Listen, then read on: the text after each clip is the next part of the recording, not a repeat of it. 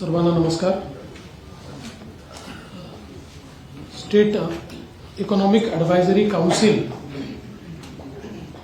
ची आज पहिली बैठक झाली. आपल्याला कल्पना आहे की महाराष्ट्र सरकारने एन चंद्रशेखरन यांच्या जे टाटा ग्रुपचे चेअरमन आहेत त्यांच्या अध्यक्षतेखाली एक इकॉनॉमिक ॲडवायझरी काउन्सिल सुरू केली आहे. या काउन्सिलमध्ये वेगवेगळ्या सेक्टरचे लोक आहेत, डायव्हर्स बॅकग्राऊंडचे लोक आहेत, बिझनेस, इंडस्ट्री, ॲग्रिकल्चर, अकॅडेमिया, टेक्नॉलॉजी अशा सगळ्या बॅकग्राऊंडचे लोक या संपूर्ण काउन्सिलमध्ये आहेत. आणि या काउन्सिलची पहिली बैठक आज झाली आणि बेसिक काउन्सिलचा फोकस हा महाराष्ट्राला $1 ट्रिलियन इकॉनॉमीकडे वेगानं कसं नेता येईल, महाराष्ट्रात जॉब्स कसे क्रिएट करता येतील आणि महाराष्ट्रातली ग्रोथ जी आहे ती अधिक इन्क्लुझिव्ह कशी करता येईल, जेणेकरून जी काही एक विभागीय असमतोल, एक रिजनल डिस्पॅरिटी आहे ती आपल्याला कशी दूर करता येईल, अशा विविध मुद्द्यांच्या आधारावर ही ग्रोथ अचीव करण्याच्या संदर्भात आजची ही बैठक होती. या बैठकीमध्ये सुरुवातीला एक महाराष्ट्राच्या वतीनं मी प्रेझेंटेशन केलं. त्यानंतर चंद्रा साहेबांनी देखील एक गेल्या काही दिवसांमध्ये त्यांनी जो काही सगळा रिसर्च केला त्या रिसर्चच्या आधारावर एक प्रेझेंटेशन केलं. त्याच्यामध्ये आत्ताची स्थिती काय आहे आणि ती स्थिती आपल्याला ऍक्सिलरेट करायची असेल तर साधारणपणे काय केलं गेलं पाहिजे या बाबतीतल्या सगळ्या गोष्टी सांगितल्या. आणि त्यानंतर एक ओपन फोरम झाला की ज्याच्यामध्ये वेगवेगळ्या लोकांनी आपले सजेशन्स दिले आणि एक फार अग्रेसिव्ह अशा प्रकारची पण चांगली अशी टाइमलाईन देखील या संदर्भातली काउन्सिल चेअरमननी या ठिकाणी ठरवलेली आहे. तर मला असं वाटतं की आजची जी काही बैठक झाली आहे ती महाराष्ट्राला विकासाच्या मार्गावर अत्यंत वेगानं पुढे नेईल हा मला विश्वास आहे. आजची जी बैठक झाली त्या बैठकीचा सगळा समारोप माननीय मुख्यमंत्र्यांनी केला आणि एकूणच पुढे जाण्याची वाटचाल आपली काय आहे या संदर्भात देखील मुख्यमंत्र्यांनी मार्गदर्शन केलं आहे. मी पहिल्यांदाच आपल्याला या ठिकाणी सांगू इच्छितो की हे प्रेस ब्रीफिंग आहे, ही पत्रकार परिषद नाही. त्याच्यामुळे याच्यामध्ये प्रश्नोत्तर होणार नाही. कुठलाही राजकीय प्रश्न या पत्रकार परिषदेत किंवा प्रेस ब्रीफिंगमध्ये घेतला जाणार नाही याची आपण सगळ्यांनी नोंद घ्यावी. आणि मी माननीय चंद्राजींना अशी विनंती करतो की त्यांनी आजच्या डेलिब्रेशनच्या संदर्भात आणि the timeline which you have set त्या संदर्भात देखील आपण सर्वांना ब्रीफ करावं. बाद में करेंगे भैया. Good evening to all of you. First, let me start by complimenting the Honorable Chief Minister and Deputy Chief Minister for setting up this Economic Advisory Council, and it is a great privilege and honor for me to chair this council. And also, I want to thank the CM for constituting a composition of people with diverse background, enormous experience, who can contribute to developing a blueprint and work for the economic growth of the state of Maharashtra. India is already the 5th largest economy and is the fastest growing economy. Clearly, under the leadership and vision of Honorable Prime Minister Shri Narendra Modi, there is a lot of confidence and aspiration across the country. And I believe that India is well positioned not only to achieve the highest growth among large nations, globally for many years to come. And India's vision of becoming a $5 trillion economy will happen when the constituent states have such an aspirational target, and Maharashtra being the largest state in terms of the state GDP in excess of $450 billion must definitely grow at a very accelerated pace. The state has great opportunities and has everything that is needed in order to be able to accelerate the momentum. We had lots of deliberations today, very engaging, and all members are extremely excited and very proud to be part of this council. It's a great honor for all of us to contribute with ideas, unique opportunities, not only in terms of economic development, but also in terms of a well-rounded 360-degree development, quality of life. How do we improve the per capita income across the state, not only growth in certain segments? How do we contribute to the agricultural sector, manufacturing sector, and the new trends, whether it is AI, machine learning, or supply chain, semiconductors, electronics, and green energy, many areas. So we look forward to working closely and partnering with the state under the leadership of the Honorable Chief Minister and Deputy Chief Minister. मी माननीय मुख्यमंत्री महोदयांना विनंती करेन की त्यांनी देखील या ठिकाणी संबोधित करावं.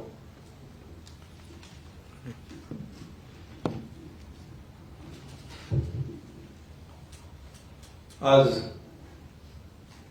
महाराष्ट्रासाठी अतिशय महत्त्वाची अशी महाराष्ट्राच्या विकासासाठी आर्थिक सल्लागार परिषद याची पहिली बैठक झाली आणि या परिषदेचे अध्यक्ष टाटा सन्सचे अध्यक्ष एन चंद्रशेखरनजी हे आर्थिक परिषदेचे अध्यक्ष आहेत आणि विविध क्षेत्रामध्ये विविध सेक्टरमध्ये ज्यांचं उल्लेखनीय काम आहे असे 18 सदस्य आणि आपले 3 अधिकारी असे 21 सदस्य त्या आर्थिक सल्लागार परिषदेमध्ये आहेत आणि खऱ्या अर्थाने ही परिषद राज्याच्या सर्वांगीण विकासासाठी एक क्रांतिकारी पाऊल ठरेल अशा प्रकारचा विश्वास आम्हाला आहे. आपल्या देशाचे आदरणीय प्रधानमंत्री मोदी साहेबांचं जे विजन आहे 2027 पर्यंत $5 ट्रिलियन ते अचीव करायचं असेल तर नक्की महाराष्ट्राचा एक त्याच्यामध्ये मोठा सहभाग असायला पाहिजे 1 ट्रिलियनचा.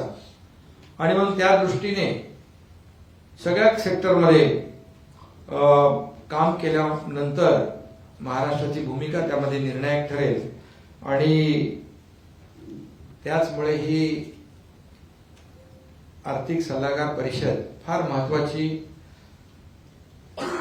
भूमिका ठरणार आहे. आणि म्हणूनच आज खूप चर्चा झाली त्याच्यावर. विविध क्षेत्रातील महत्त्वाच्या निर्देशकांचं मापदंड जे आहे ते निश्चित करण्यासाठी किंबहुना या सर्व सदस्यांनी आपापले सुझाव दिले, आपले ओपिनियन, आपल्या सूचना त्या ठिकाणी मांडल्या. कारण त्यांचा जो काही अनुभव आहे तो अनुभव त्यांनी त्या बैठकीमध्ये मांडण्याचा प्रयत्न केलेला आहे. आणि नक्कीच जे काही या आर्थिक सल्लागार परिषदेचं जे विजन आहे गेल्या आपण स्थापन केल्यानंतर अध्यक्ष चेअरमन साहेबांनी त्याच्यामध्ये त्यांच्या प्रेझेंटेशनमध्ये खूप काही ज्या डेव्हलपमेंटच्या बाबी आहेत त्या मांडलेल्या आहेत. आपल्या उपमुख्यमंत्री महोदयांनी देखील एक प्रेझेंटेशन सादर केलं शासनाच्या वतीने. त्याच्यामध्ये देखील आपण काय काय केलं पाहिजे आणि एक समतोल या राज्याच्या सगळ्या जिल्ह्याचा तालुक्यांचा सर्वांगीण विकास करताना एक समतोल साधण्याची आवश्यकता आहे, समतोल साधला पाहिजे.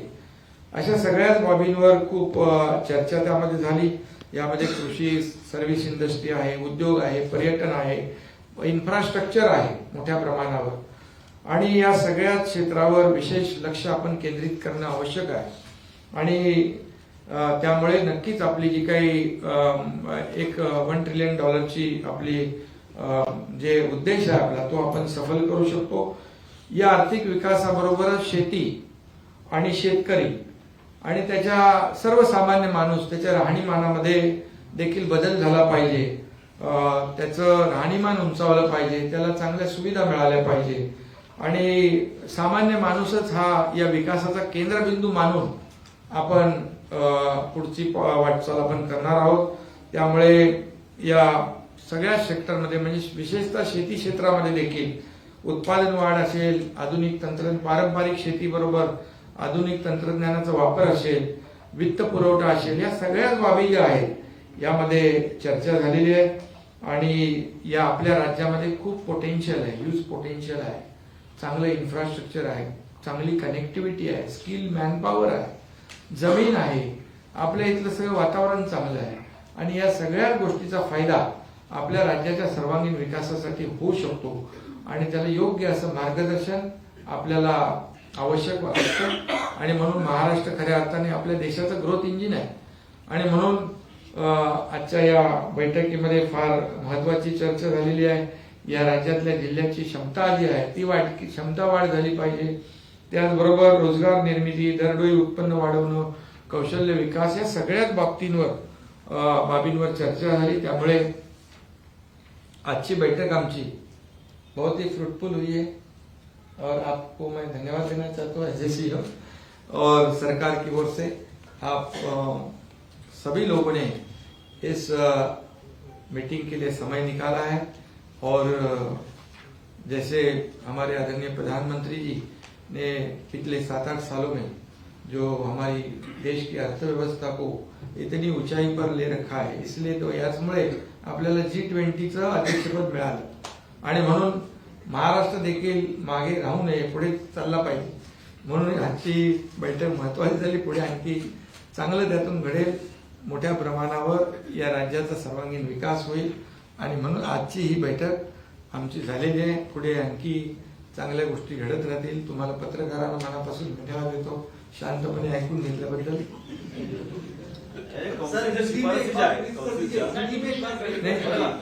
या कौन्सिल शिफारसी ज्या आहेत त्याचं बजेटमध्ये कितपत आता ते सगळं होईल ना. तुम्हाला आता आम्ही प्रेस नोट काढूनच दिली असतील फक्त. आपण सीएम साहब डीसीएम साहब एक बार हिंदी में ब्रीफ करते हैं.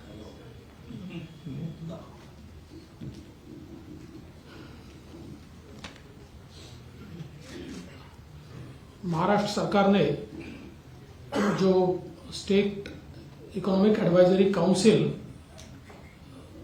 कॉन्स्टिट्यूट की, आज उसकी पहली बैठक थी. इस काउंसिल के अध्यक्ष के रूप में टाटा सन्स के जो चेयरमैन है एन चंद्रशेखरन जी, इनको नामित किया गया और उनके साथ अलग अलग क्षेत्रों से लोगों को इस काउंसिल पर नामित किया गया. और बहुत ही एक सार्थक चर्चा इस काउंसिल की मीटिंग में हुई, जिसमें पहले महाराष्ट्र सरकार की ओर से एक प्रेजेंटेशन मैंने किया. बाद में एन चंद्रा जी ने, उन्होंने पिछले समय से जो रिसर्च किया है उस रिसर्च के आधार पर हम लोग कहाँ हैं और कहाँ जा सकते हैं, इसका एक छोटा रोड मैप हमारे सामने रखा. उसके ऊपर जो सारे मेंबर्स थे, डेलीगेट्स थे, उनका भी एक राय ली गई. उन्होंने भी अपनी सारी कल्पनाएं वहां पर रखी, कौन से एडवांटेजेस हमको है, हम क्या कर सकते हैं. और अंत में हमारे माननीय मुख्यमंत्री जी ने ये सारी जितनी कल्पनाएं आई थी, इन सभी को मद्देनजर रखते हुए इस बैठक का समापन किया. विशेष रूप से इस बैठक में जिन चीजों के ऊपर चर्चा हुई, हमारे आदरणीय प्रधानमंत्री जी भारत को $5 ट्रिलियन इकोनॉमी बनाना चाहते हैं और उसको बनाने के लिए महाराष्ट्र जैसे राज्य को 1 ट्रिलियन इकोनॉमी तक जाना पड़ेगा और उसी के मद्देनजर हमारा मार्ग क्या होगा, हमारा रोड मैप क्या होगा, इसके ऊपर चर्चा हुई। हम महाराष्ट्र में नए रोजगार कैसे तैयार कर सकते हैं, हम जो महाराष्ट्र में पर कैपिटा इनकम की गैप्स है, ज्योग्राफिकल गैप्स है, हम लोग देखते हैं कि जहां पर प्रीडोमिनेंटली खेती किसानी होती है वहां का पर कैपिटा इनकम या वहां का जीडीपी कम है, उसको हम कैसे बढ़ाएं, वैल्यू एडेड एग्रीकल्चर ये हम कैसे कर पाए, इसके ऊपर चर्चा हुई। जो हमारी कौशल विकास की योजनाएं है उसमें जो स्किल की डेफिशिएंसी है, कौशल की जो डेफिशिएंसी है उसको दूर करने के लिए क्या किया जा सकता है, इसका विचार हुआ। आर्थिक समावेशन का भी विचार हुआ कि किस प्रकार से हम लोग ग्रो तो करेंगे, जीडीपी ग्रोथ बढ़ेगी, हम लोग $1 ट्रिलियन इकोनॉमी तक पहुंचेंगे, लेकिन उसको पहुंचते हुए हम उसको किस प्रकार से फाइनेंशियल इंक्लूजन के आधार पर और सभी लोगों का समावेश करते हुए हम उसको कैसे कर पाए, उसको सस्टेनेबल कैसे कर पाए, इसके ऊपर भी विचार हुआ। और लोगों को इम्प्रूव हेल्थ केयर कैसी दी जा सकती है, ये सारी चीजों के ऊपर आज एक बहुत सार्थक चर्चा हुई है। सारे सजेशंस जो है उसको नोट किया गया है। अभी इस पर एक पेपर तैयार होगा, फिर एक बैठक उसके ऊपर होगी और एक 2-3 बैठकों के बाद इसका एक कंप्लीट रोड मैप एक कंसल्टेशन के माध्यम से तैयार किया जाएगा। ये रोड मैप हमारे सामने काउंसिल प्रेजेंट करेगी और उसके बाद उसका इम्प्लीमेंटेशन करने की स्ट्रेटेजी भी काउंसिल तय करेगी, जिस स्ट्रेटेजी के आधार पर राज्य सरकार आगे बढ़ेगा। तो मुझे ऐसा लगता है कि चूंकि प्रश्न आया था, वैसे प्रश्न लेना नहीं है तो इसको बजट तक सीमित मत रखिए। एक ये लॉन्ग टर्म स्ट्रेटेजी है, अगले 4-5 सालों की स्ट्रेटेजी है जिसको हम लोग तैयार कर रहे हैं और इसका रिजल्ट भी आने के लिए कुछ समय हमको देना पड़ेगा, क्योंकि पहले प्लान बनेगा और उस प्लान के मुताबिक फिर जो इम्प्लीमेंटेशन की स्ट्रेटेजी बनेगी उस स्ट्रेटेजी को लेकर हम लोग आगे बढ़ेंगे। बहुत बहुत धन्यवाद। मध्ये फक्त फोकस ही फोकस पर रहेगा, इंफ्रास्ट्रक्चर पर रहेगा, टेक्नोलॉजी पर रहेगा या फिर प्रोडक्शन सेक्टर पर? सभी सेक्टर पे मैंने बताया ना अभी कि भी सभी सेक्टर को ध्यान में रखते हुए ये जो आर्थिक सलाहकार परिषद है अपने अपने सुझाव देंगी और निश्चित रूप से जैसे अभी कहा है कि हम कहा है हमें क्या करना है और सरकार के साथ साथ वो आगे सहयोग करेगी सरकार को। और आखिरी उद्देश्य क्या है, राज्य को आगे बढ़ाना, राज्य का सर्वांगीण विकास करना, बड़े पैमाने पे इंडस्ट्री आनी चाहिए, डेवलपमेंट होना चाहिए, सभी सेक्टर का विकास होना चाहिए, लोगों को रोजगार मिले, यही उद्देश्य है। सर, पहिलीच बैठक होती, किती सदस्य उपस्थित होते आणि आगामी काळामध्ये कशा प्रकारे बैठका होतील अर्थसंकल्पापूर्वी आणि अर्थसंकल्पानंतर? नाही, याच्यावर आता आपल्याला सांगितलेलं आता परत 2 महिन्यांनी एक बैठक होईल आणि त्यामध्ये पूर्ण रोडमॅप तयार होईल आणि लॉंग टर्म आपलं हे सगळं काम आहे। त्यामुळे आज सगळे होते 21 पैकी 19 होते आज। 19 सदस्य होते, सगळे होते। थँक्यू। प्लीज एक बार आप भी हिंदी चैनल्स के लिए ब्रीफ कर दीजिए। बहुत बहुत धन्यवाद सबको।